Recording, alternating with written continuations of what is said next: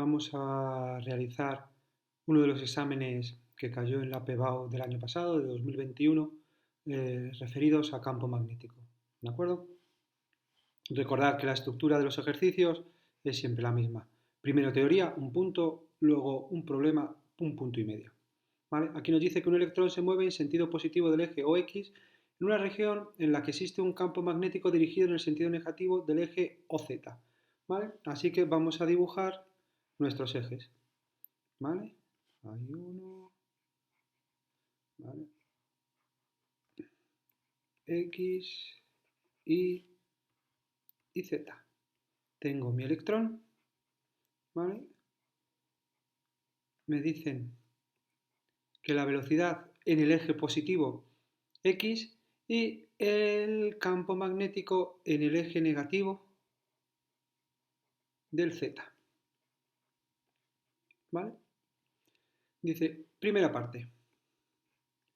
Indique de forma justificada y con la ayuda de un esquema la dirección y sentido en la que debe actuar el campo eléctrico uniforme para que la partícula no se desvíe. ¿De acuerdo? Entonces, si no se desvía, la conclusión que obtenemos es que la fuerza total que actúa sobre esa partícula es nula.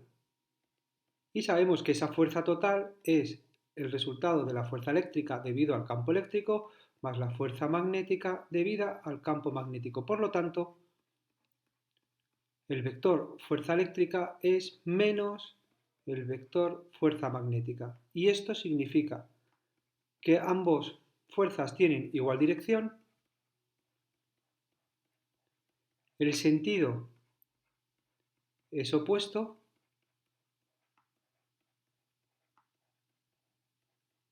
y que el módulo es el mismo. Módulo. ¿De acuerdo? Nosotros sabemos que la fuerza magnética, por definición, es carga por producto vectorial de velocidad por campo magnético. Tengo la velocidad, tengo el campo magnético, por lo tanto, aplicando la regla del producto vectorial, la regla de la mano derecha, ¿de acuerdo? Nosotros obtenemos, según esa orden, ¿vale?, que la fuerza magnética iría hacia arriba en el eje Y, ¿vale? Pero como es una carga negativa, debemos representarla hacia abajo del resultado. Así que aquí tengo mi fuerza magnética. ¿De acuerdo? Como hemos dicho que tienen sentido opuestos, eso implica que la fuerza eléctrica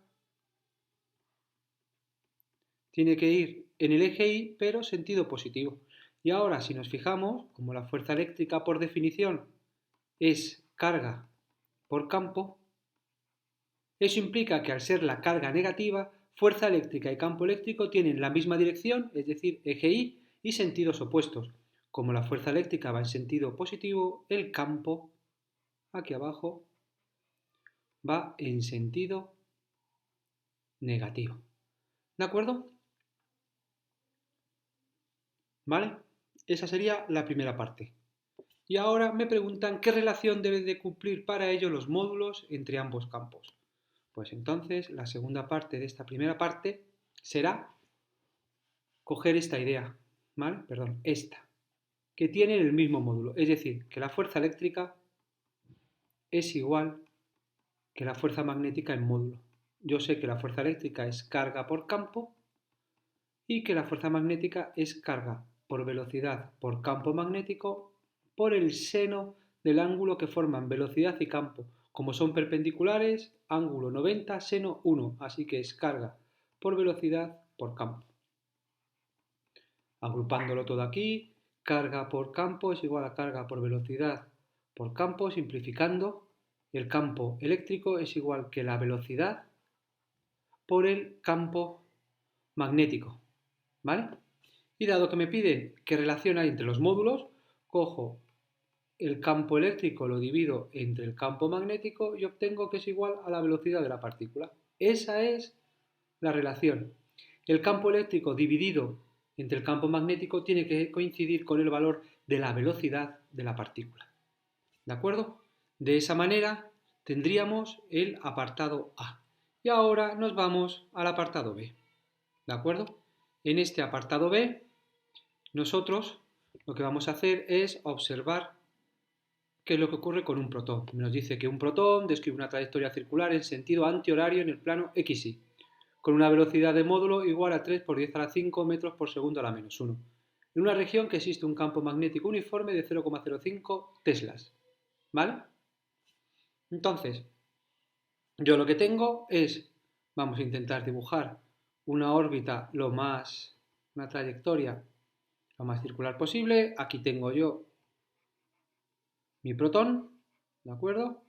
Así que en ese movimiento, dado que me están diciendo que es antihorario, va de esta manera.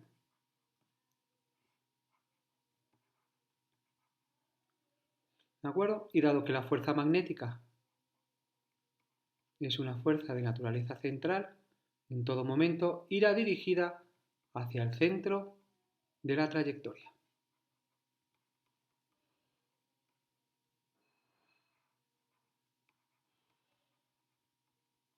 ¿Vale? Esa es la situación que se describe en mi ejercicio. ¿Vale?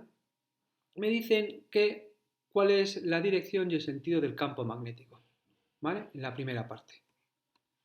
Yo sé que por definición la fuerza magnética es carga por velocidad, producto vectorial, campo. ¿Vale?